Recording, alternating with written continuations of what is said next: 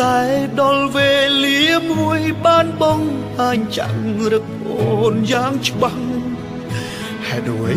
ក៏អូនមិនខ្មាំងសំដីដែលពោលចេញ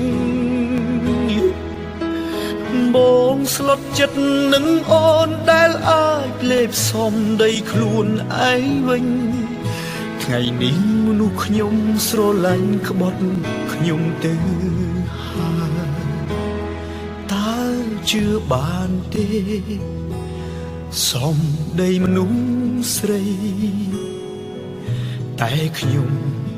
អស់ជំនឿទៅទៀតហើយ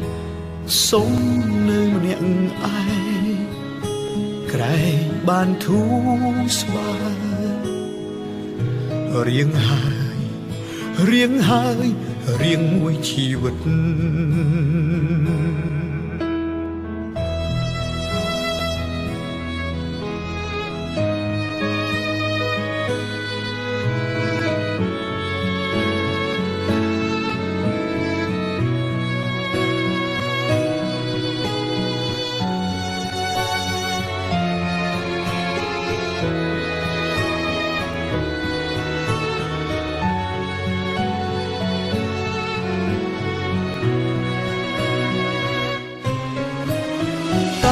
ដល់វេលាមួយបានបងអញ្ចឹងរឹកអូនយ៉ាងច្បាស់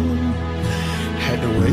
ក៏អូនមិនខ្មាំងសំដីដែលពោលចេញបងស្លុតចិត្តនឹងអូនដែលអាចលេបសំដីខ្លួនឯងវិញថ្ងៃនេះមនុស្សខ្ញុំស្រឡាញ់ក្បត់ខ្ញុំទៅ